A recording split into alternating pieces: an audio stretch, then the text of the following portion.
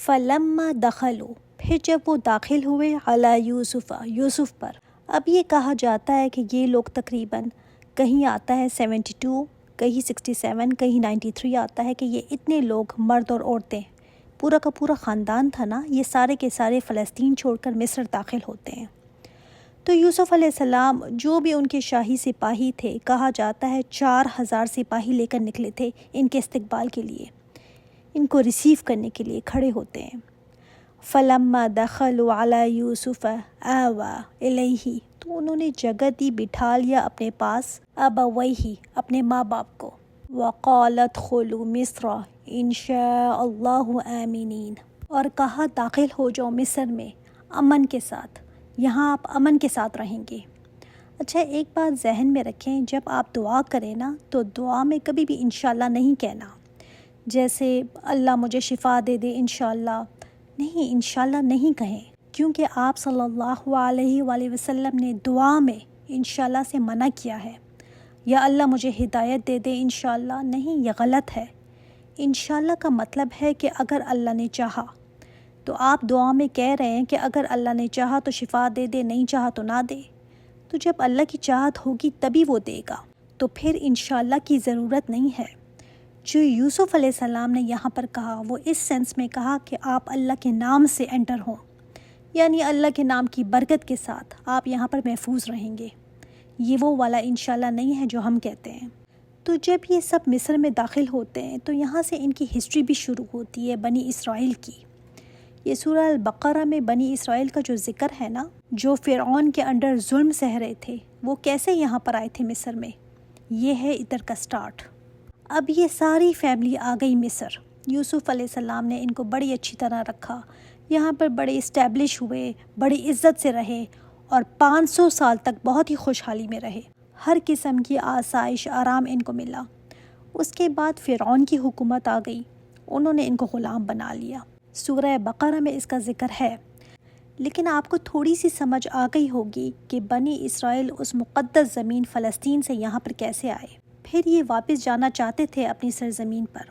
جب موسیٰ علیہ السلام کی بیچ میں وفات بھی ہو گئی تھی تو واپس اپنے لینڈ پر یہ جانا چاہتے تھے. اس کو سورہ بقرہ میں ہم پڑھیں گے انشاءاللہ.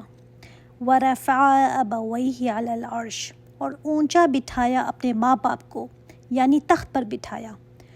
یوسف علیہ السلام کی تو اپنی ماں فوت ہو گئی تھی، تو کہا جاتا ہے کہ پھر یعقوب علیہ السلام نے ان کی بہن سے نکاح کر لیا تھا، مطلب یوسف علیہ السلام کی خالہ سے.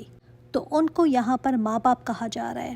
ویسے بھی خالہ کے بارے میں آتا ہے، آپ صلی اللہ علیہ وآلہ وسلم نے فرمایا جو خالہ ہوتی ہے نا وہ ماں بجا ہوتی ہے، ماں کے قائم مقام ہوتی ہے، مطلب ماں والا مقام اس کا ہوتا ہے. کسی اور رشتے کو نہیں کہا آپ صلی اللہ علیہ وآلہ وسلم نے، خالہ کو فرمایا ہے، کیونکہ جو خالہ کی محبت ہوتی ہے نا وہ پھوپھی کی نہیں ہو سکتی. اور واقعی میں بالکل ٹرو ہے یہ. وَخَرُّوا لَهُ سُجَّدًا، اور گر گئے ان کے لیے سجدہ کرتے ہوئے. اچھا، ویسے دیکھا جائے تو یعقوب علیہ السلام کا کوئی ایسا ہاتھ نہیں تھا سوائے اس کے جو اخلاق اور ادب ان کو سکھایا تھا، یوسف علیہ السلام کو جو دین سکھایا تھا. لیکن پھر بھی یہ کیسا احترام کرتے ہیں اپنے ماں باپ کا، کتنی عزت دی. آج کے بچے ہونا تو کہیں آپ نے ہمارے لیے کیا ہی کیا ہے. آج کے بچے تو سب کچھ لے کر بھی یہ کہتے ہیں، لیکن انہوں نے کیسی عزت دی، یہ انبیاء کا طریقہ ہے. اور جو والدین کی دعائیں ہیں وہ تو بہرحال ساتھ رہتی ہی ہیں. تو یہ کس قسم کا سجدہ تھا جو یوسف علیہ السلام نے کیا.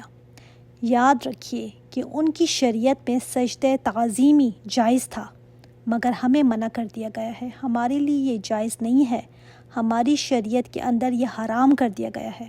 رسپیکٹ کے طور پر بھی آپ کسی کو سجدہ نہیں کر سکتے، اور رکوع کو بھی سجدہ ہی کہا جاتا ہے. تو ہو سکتا ہے وہ رکوع کی حالت میں چلے گئے ہوں یا بالکل ہی سجدے میں چلے گئے ہوں، کیونکہ یہاں پر آیا خرو، اس سے لگتا ہے بالکل ہی نیچے سجدے میں چلے گئے تھے.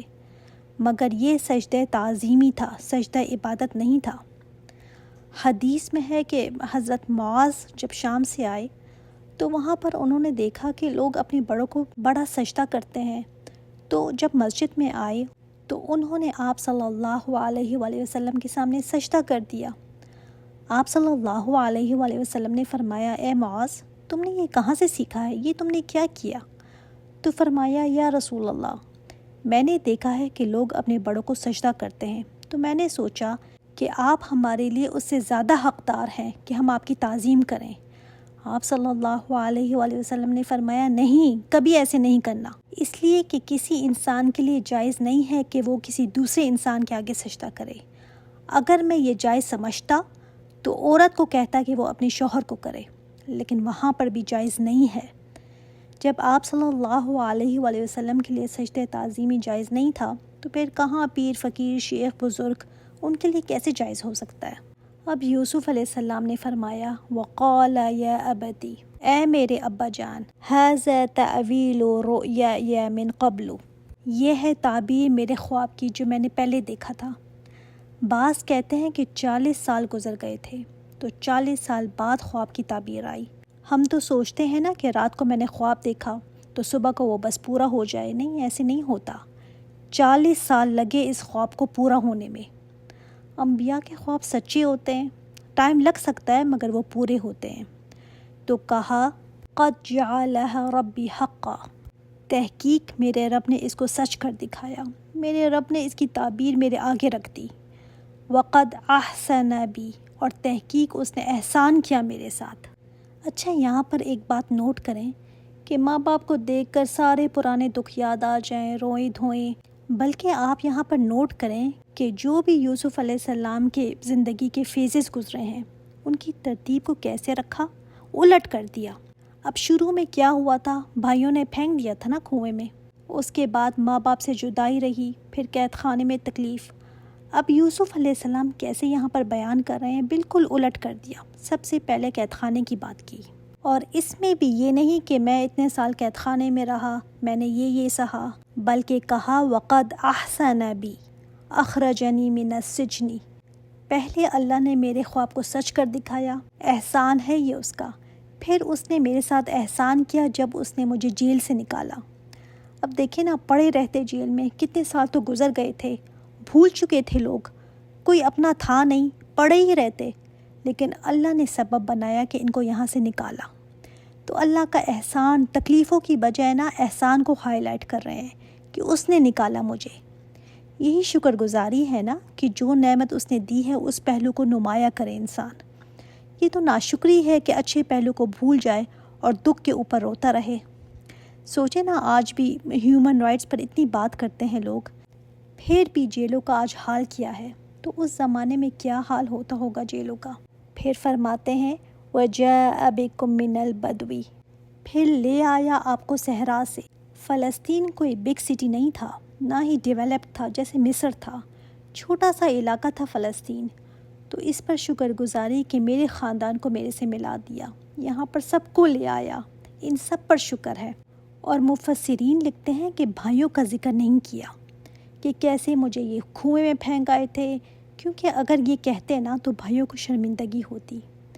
صرف اگر یہ بھی کہہ دیتے نا کہ شکر ہے مجھے کنویں سے نکالا اللہ نے، تب بھی بھائیوں کو شرمندگی ہوتی۔ کنویں کی بات ہی نہیں کی جس میں ان کی جان بھی جا سکتی تھی، کیونکہ معاف کر چکے تھے نا، اس لیے ذکر ہی نہیں کیا۔ من بعدی، اینڈ میں آپ کہہ رہے ہیں من بعدی ان نزغ الشیطان بینی و بین اخوتی، اس کے بعد کہ شیطان نے میرے اور میرے بھائیوں کے درمیان وسوسہ ڈالا۔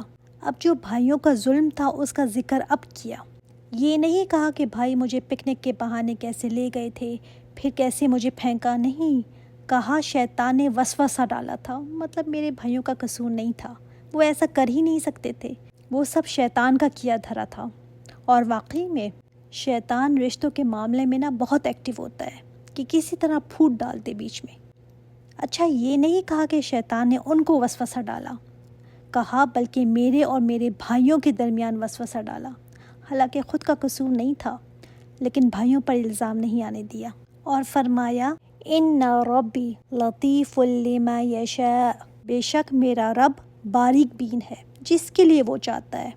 لطیف وہ جو اندر کی باتوں کو بھی جاننے والا ہے، جو اندر تک کے راز کو جانتا ہے، وہ چھپے طریقوں سے مقصد پورا کرا لیتا ہے، چاہے باہر سے حالات کچھ اور نظر آ رہے ہوں، وہ لطیف ہے جس کے لیے چاہتا ہے۔ لطیف کا دوسرا معنی لطف و کرم کرنے والا ہے، جس کے لیے وہ چاہتا ہے، جو غیر محسوس طریقے سے لطف و کرم کرے، کہ پتہ بھی نہ چلے. سبحان اللہ. انہ هو العلیم الحکیم، بے شک وہ ہے علم والا اور حکمت والا. آگے یوسف علیہ السلام کی دعا ہے، وہ انشاءاللہ تعالی ہم نیکسٹ ٹائم دیکھتے ہیں. سبحانک اللہم و بحمدک، اشہد ان لا الہ الا انت، استغفرک و اتوب الیک. السلام علیکم و رحمۃ اللہ وبرکاتہ.